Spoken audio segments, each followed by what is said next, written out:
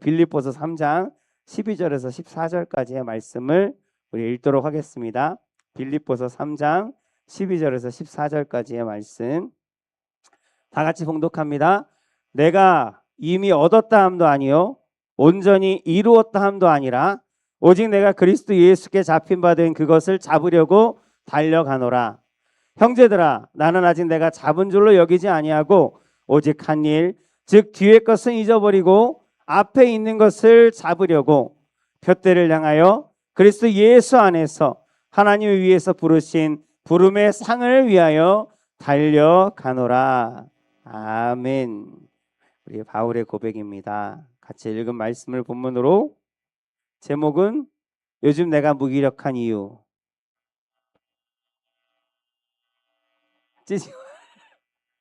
좀 그런 걸 많이 느끼시지 않습니까? 여름이라 더 많이 느끼실 것 같기도 하고, 네. 세상이 그렇습니다. 네. 요즘에 사건 사고들을 들으면 왜 이렇게 허탈한지 뉴스 보기도 싫고 인터넷 보기도 싫고 뭐 어디는 더워서 2,000명이 죽었고 외국이 그렇습니다. 네. 지금 우리나라는 왜 뭐 온실 효과라고 하나요? 어디가 도움처럼 기압들이 서로 부딪히는 지역이 있대요. 유럽에. 그 지역에서 지금 뭐 한 달 넘게 계속 40도가 넘게. 근데 여러분 아십니까? 우리는 집집마다 에어컨이 있잖아요. 네? 유럽은 우리나라처럼 덥지가 않대요. 원래. 그래서 아무리 더워도 20 몇 도가 최대라는 거예요. 그러니까 에어컨을 설치할 이유가 필요가 없죠. 그래서 에어컨이 발달이 안 된 게 유럽이에요. 근데 유럽에 지금 40도가 작년에도 그랬고 작년에도 1,000명 이상 죽었고 지금도 요번에도 한 달 만에 거의 2,000명 가량이 열 때문에 죽임을 당했다라는 그러한 기사가 지금 올라오고 있어요. 네? 네? 예? 뉴스예요. 네, 실화예요. 실화. 네, 실화입니다. 그리고 거기 강이 있는데요. 강이 좀 더러운 강이 있잖아요. 좀 더러운 강인데 그 강에 들어가면 위험합니다라고 해골 표시만 이렇게 표지판이 써 있어요. 들어가면 뭐 피부병이 날 수도 있고 먹으면 뭐 식중독이 있을 수도 있고 그런데도 사람들이 더우니까 일단은 살고 봐야겠다고 거기로 다 뛰어드는 막 그런 장면들도 막 나와요. 그러니까 원래 안 덥던데 갑자기 뜨거워지니까 사람들이 더 못 참는 것 같아요. 그래서 지금 그쪽에 에어컨 사업이 잘 된다 뭐 이런 얘기도 있긴 한데, 예. 그리고 오다가 잠깐 얘기했지만 지금 아파트가 여기도 지금 막 여기저기 들어서고 있잖아요. 예. 그런데 누가 그러더라고요. 세상에 아파트는 매일매일 짓고 있는데 아직도 판자촌에 사는 사람들이 있고 노숙자들이 있고 그게 우리나라 현실이잖아요. 근데 그 노숙자들 중에서 장애 등급을 갖고 있는 사람들, 그 사람들을 조폭들이죠. 소위 조폭들, 조직에서 그 사람들 신분증을 가지고 청약을 해서 강남에 아파트 새로 분양되는 거 있잖아요. 그거를 그 조직에서 다 싹쓸이를 했다고 뉴스에 나왔어요. 그게 그 사람들한테는 로또라고 한대요. 아파트 분양을. 그러니까 강남 같은 경우는 분양을 한번 받으면 그 다음에 다시 살 때가 되면 거의 집값이 몇 배로 뛰거든요. 몇십억, 그러니까 아파트 하나에 10억 이상을 버니까 거의 로또죠 뭐. 그렇게 해갖고 귀 안 들리는 사람들, 눈 안 보이는 사람들, 못 걷는 사람들, 그런 사람들을 신분증을 거의 헐값에 주고 사서 그걸로 청약을 해서 그렇게 뭐 하고 있다는 얘기들. 그래서 이런 시대를 살고 있으면서 항상 느끼는 게 마지막 때가 가까웠다라고 하는 말들도 많이 하지만 노아의 홍수 때 그때 모습이 성경에서 그렇게 얘기했거든요. 모든 사람들이 행동하는 것뿐만 아니라 행하는 것이나 심지어 생각하는 것들까지도 생각하는 모든 게 악하여서 그래서 하나님께서 물로써 세상을 심판하시겠다라고 하시는 말씀이 노아 시대에 그렇게 나오거든요. 그렇게 심판하시겠다고 이야기를 해도 그 당시에 사는 사람들은 곧 홍수가 날 것이고 너희들은 물로서 하나님 앞에 심판을 받을 것이라고 그렇게 얘기하는 사람들이 있음에도 불구하고 전혀 듣지 아니하고 시집갈 사람은 시집가고 장가갈 사람은 장가가고 사업할 사람은 사업하고 땅을 사고 파는 사람들은 사고 팔고 그렇게 살았더라라고 성경은 그렇게 기록하고 있어요. 그래서 지금 우리 그런 시대를 살고 있습니다. 그래서인지 때로는 점점 더 의욕도 없는 것 같아요.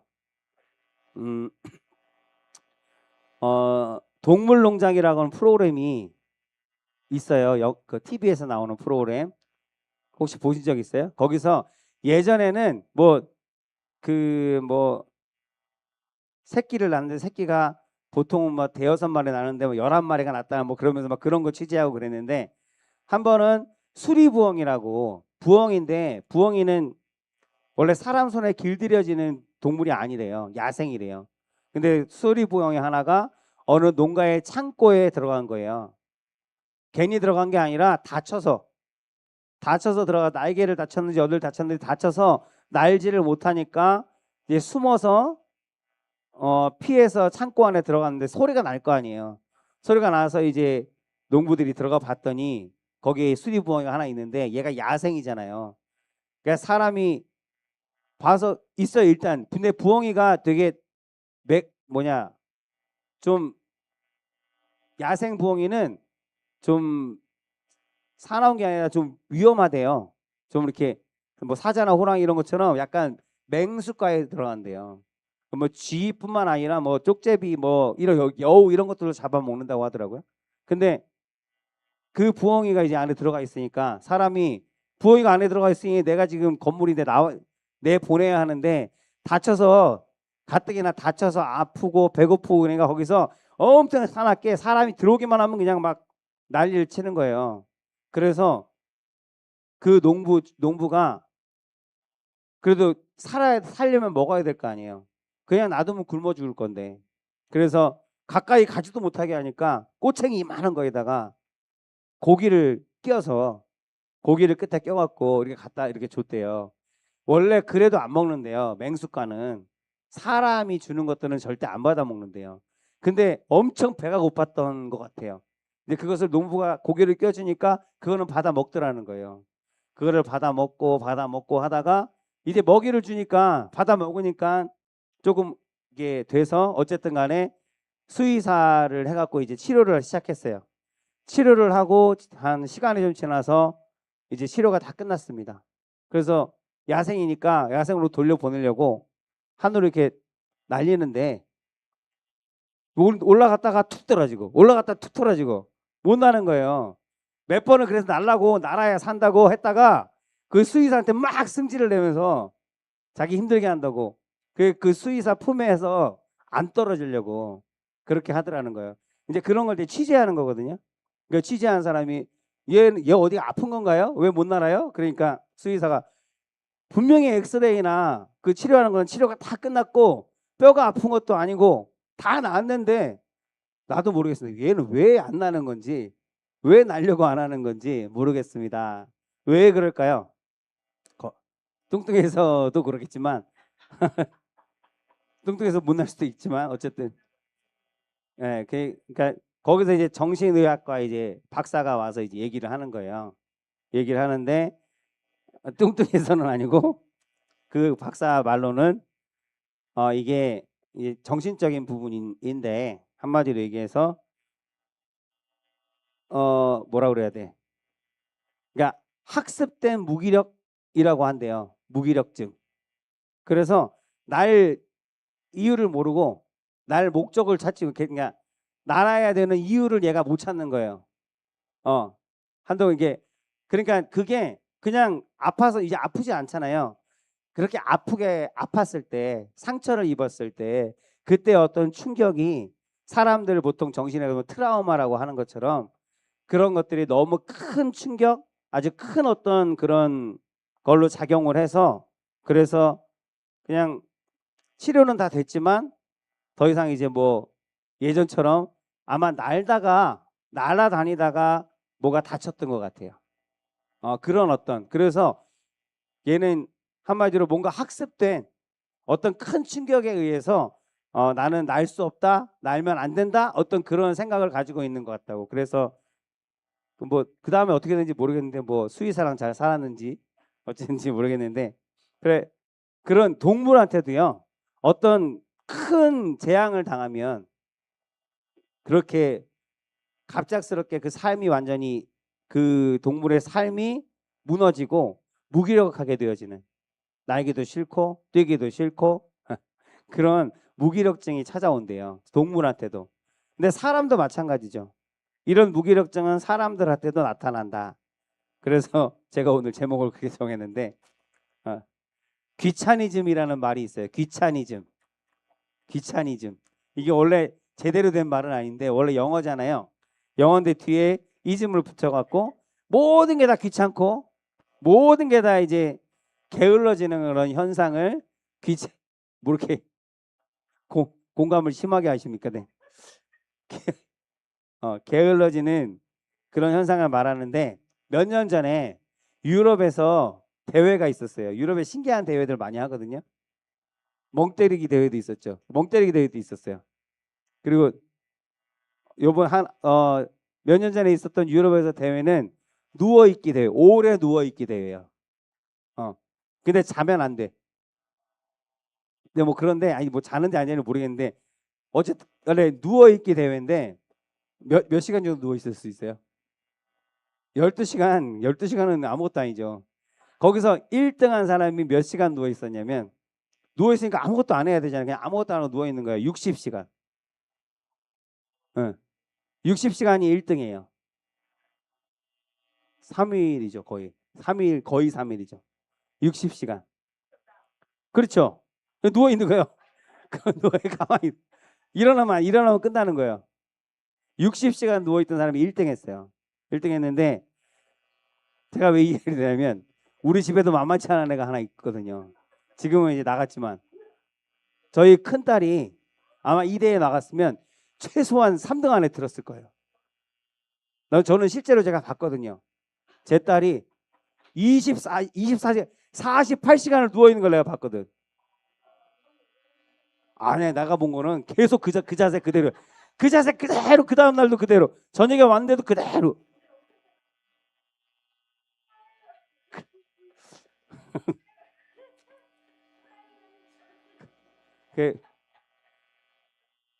요즘 젊은이들이 지금은 아마 잠도 못 자고 힘들 거예요. 3교대 하면서 뭐 예, 정신 없을 텐데 요즘 젊은이들은 하고 싶은 일이 없다는 말을 되게 많이 한대요. 뭐 하고 싶냐? 꿈이 뭐냐? 대꾸도 안 해요. 대꾸하기도 싫대. 예, 안 물어. 그래도 여기 아드님은 저기 워킹 홀리데이 가고 싶다고 지금 뉴질랜드로 가고 싶다 그래서 가고 싶다 할 때 보내세요. 가니까. 어. 꿈이 뭐냐고 물어보지 말라고. 그러니까 왜 사람들이 이게 뭔가 아무것도 하고 싶은 게 없다는 거야. 그게 한마디로 무기력하다는 건데 왜 사람들이 무기력해지는 걸까? 왜 그런 걸까요? 요즘 애들은 왜 그런 걸까요? 어? 우리 사모님도 지금 무기력증에 빠져서 그래 경쟁도 너희 치열해. 여기 스트레스를 많이 받아서 그 젊은 세대한테는 큰 충격인 거예요.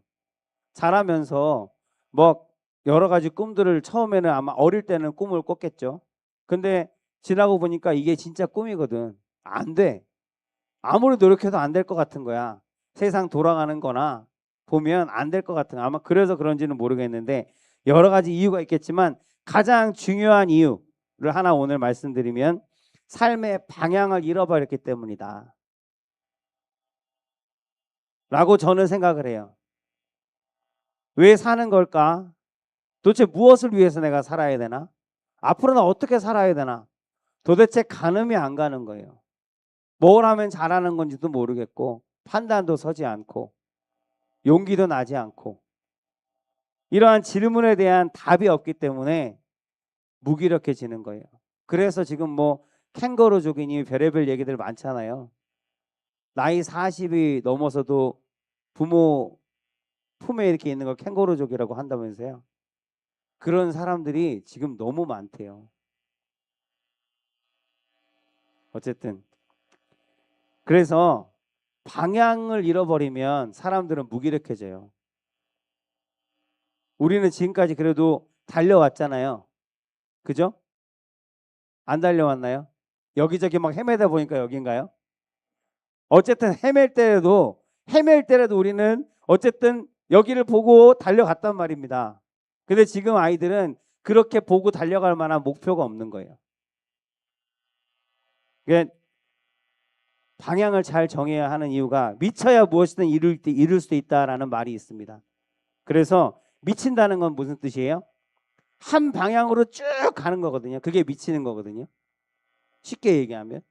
그래서 한 방향으로만 꾸준히 그냥 한 방향으로 냈다 달리면 결국에는 그 마지막에 종착지가 어딘지는 모르겠지만 결국은 끝에 다다를 수가 있어요. 한 방향으로만 간다고 하면. 그런데 그래서 방향을 잘 정하는 게 열심히 달렸어요. 평생을 달렸어요. 한 방향 보고 달렸는데 가보니까 아무것도 없어. 가보니까 절벽이야. 가보니까 사막이에요. 그럼 얼마나 허탈한 인생이냐고요. 그래서 방향을 잘 정하는 것이 인생에서 가장 중요한 것이기도 합니다. 그래서 우리 다음 세대가 세상에서도 다음 세대, 교회에서도 다음 세대 하지만 그 방향을 잘 잡고 나중에 후회하지 아니하고 정말 그 마지막에 정말 좋은 것 하나님께서 예비하신 것을 이 아이들이 누릴 수 있도록 평생을 달려갔더니 아 내가 잘하였다라고 자기의 삶을 좀 이렇게 칭찬해 줄 수 있는 그런 삶이 되어지려면 반드시 하나님을 알아야 되거든요. 그리스도인의 삶의 방향은 이제 마무리를 하겠습니다. 우리 그리스도인의 삶의 방향은 예수 그리스도입니다. 사도 바울이 그 이유를 분명하게 말하고 있어요. 사도 바울이 로마서 14장 8절에 이렇게 말합니다. 우리가 살아도 주를 위해 살고 죽어도 주를 위해서 죽나니 왜 그러냐면 그러므로 사나 죽으나 우리는 주의 것이로다. 우리가 하나님의 것이기 때문에 내가 하나님의 것이기 때문에 내가 하나님의 소유이기 때문에 우리의 목적은 우리의 목표는 우리의 방향은 예수 그리스도여야 한다라고 바울이 그 이유를 분명하게 말하고 있습니다. 내가 주님이 것이기 때문에 내 삶의 이유도 하나님 주님이 되어야 한다라는 그런 말인 줄로 믿습니다. 그렇게 살고 싶고 그렇게 살게 되시기를 주의 이름으로 축복하는데 여러분 등산한 지 얼마나 되셨어요? 여기 보니까 등산을 다 싫어하시는 분들이 등산이 뭐예요? 네, 그래. 등산하기가 좀 여건이 그렇죠. 다리도 아프고 허리도 아프고 여러 가지 올라가면 좋을 것 같은데 열심히 3시간 4시간 올라갔더니 그 위에 누가 자동차 타고 앉아갖고 이렇게 사진 찍고 있고 우리 산에 그런 산이 있었거든요. 근데 여러분 산에 올라가면 보통 좀 그래도 성취감을 느끼려면 2-3시간은 올라가야 되잖아요. 그러면 2-3시간 올라가는 건 쉬운 거 아니거든요. 그럼 막 올라가다가 이쯤이면 정상이 보일 것 같은데 안 보여. 그러면 거기서 쉬다 보면은 저 위에서 정상을 찍고 내려오는 분들이 있단 말이에요. 그럼 내려오는 분들한테 얼마나 남았어요? 물어보면 대부분의 사람들이 아니 거의 모든 사람들이 아유 조금만 더 가면 돼. 아유 조금만 더 아니 젊은 사람이 이렇게 체력이 없어. 그러잖아요. 그래서 그 말 믿고 한 10분 또 올라갔는데 또 사람들이 내려 얼마나 걸려. 그렇게 하다 보면 1시간을 올라가야 돼요.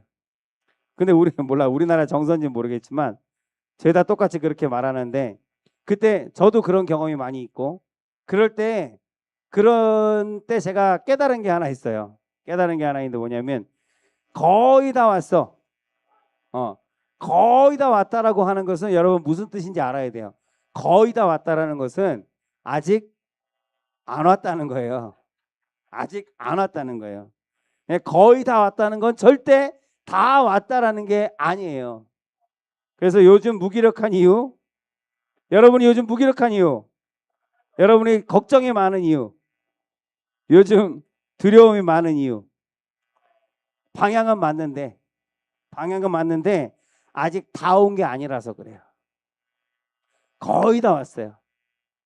거의 다. 여기 저 지나가다 장로님이나 권사님 보면 물어보세요. 얼마나 더 가야 돼요? 거의 다 왔어. 아, 어떤 권사님은 나도 몰라. 박기령 권사님, 우리 얼마나 더 가면 됩니까?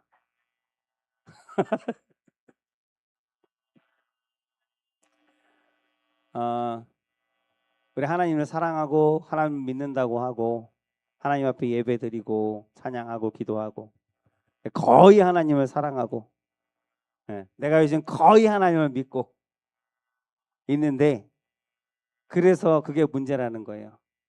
우리 믿음도 하나님 나는 믿는다고 하는데 그 믿음이 하나님께서 기뻐하시는 지경까지 거의 다 왔는데, 거의 다 왔지 거기까지 도달하지 않았어요. 하나님을 사랑한다고 하는데 그 사랑도 거의 하나님을 사랑하는데 하나님 외에 아직도 여러 가지 떨거지들이 많이 붙어 있어서 다 오진 않았어요. 다 오지 못해서, 거의 다 왔는데 다 오지 못해서, 그래서 무기력하고 때로는 걱정도 많고 때로는 두려움도 많고 아니 그런 것이라고 생각이 듭니다. 완전한 평안, 그것은 완전한 순종이 있을 때 여러분 얻을 수 있습니다. 여러분 그건 진리예요. 그래서 완전히 하나님께 순종하는 것을 뭐라고 했죠? 예전에 여러분 성령 충만이 뭐라고요? 내가 주인이 아니고 하나님이 나의 주인 되심을 확실하게 완전하게 인정하는 거예요. 그래서 내가 주인이 아니라 하나님이 내 주인이시기 때문에 그 주인의 말씀 가운데, 주인이니까 내 소유자이니까 그 소유자의 뜻에, 소유자의 말에 100% 순종하는 것, 그게 성령 충만한 거예요. 성령 충만하다는 것이 바로 그런 것입니다. 그래서 하나님께 내 모든 것을 내어드리고 하나님을 내 삶의 주인으로 모실 때, 그렇게 성령 충만하게 되어질 때 우리는 비로소 정상을 보게 될 줄로 믿습니다. 아직 거의 다 왔는데 다 오지 않아서 끝까지 도달하지 않았기 때문에 지금 여전히 그 과정 가운데 있기 때문에 때로는 불안하고 때로는 힘들고 때로는 걱정스럽고 두려움도 있지만, 내가 온전히 하나님의 성령으로 충만해서 하나님을 나의 주인으로 온전히 모셔서 그 말씀대로 순종하여 나아가는 그 발걸음 한 걸음만 더 들이게 되면 우리는 마지막 정상에, 그 끝에 다다르게 되어지는 것을 여러분 믿으시기 바랍니다. 여전히 우리는 하나님께 100% 순종하지 못해요. 믿긴 믿는데 거의 믿을 뿐이에요.